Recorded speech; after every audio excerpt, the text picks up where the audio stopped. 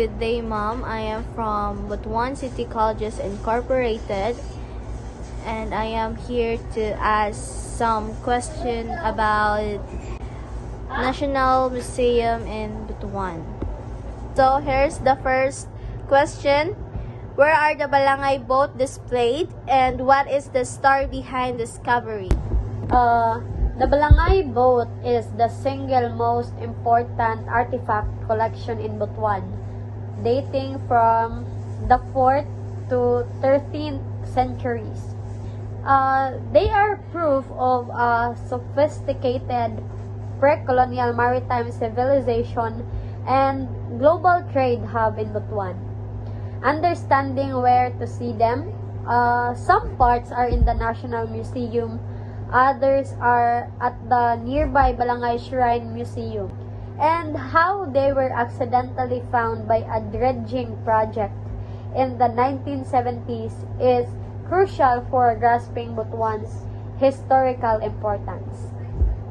How did the Balangay boat influence the life and trade of ancient Butuanons?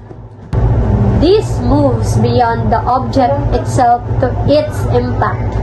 The Balangay were not just vessels, they were the backbone of the ancient Butuanan economy. This question helps us or you learn about their extensive trade routes with China, India, and other Southeast Asian kingdoms, confirming Butuan's role as a major trading center long before the Spanish arrived. Can you explain the construction techniques of Balangay like blank build, age peg, and why it's considered advanced? The technological sophistication of the ancient Filipinos. The unique construction method using wooden dowels or the pegs and fiber lashing instead of metal nails demonstrates advanced boat building expertise and an intimate knowledge of materials that is recognized globally by maritime historians.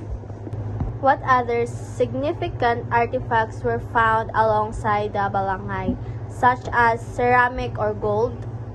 The associated artifacts provide context to the Balangay period.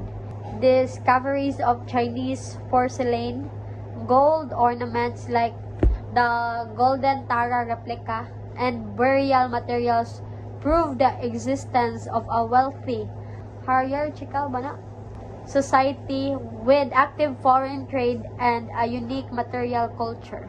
What information does the replica of the Butuan ivory seal provide about the kingdom's early identity and script? This seal or its replica, often displayed at the museum, is engraved with the ancient Javanese script for the Butuan, and this confirms a direct official connection to the powerful Buddhist Srivijaya Empire and establishes the existence of a written language and official administrative practices in the region as early as the 10th century.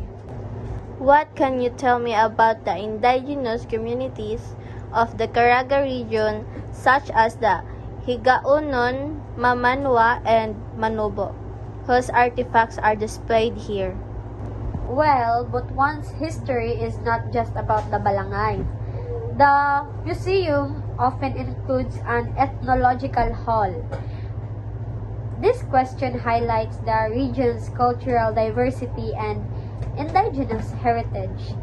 It allows you to learn about the living traditions, weaving, tools, and practices of the ancestral groups of Mindanao, contrasting them with the archaeological past. My last question is, what are the museum's preservation efforts or conservation challenges for the Balangay boat and other wooden or gold artifacts? Your last question addresses the stewardship of cultural heritage.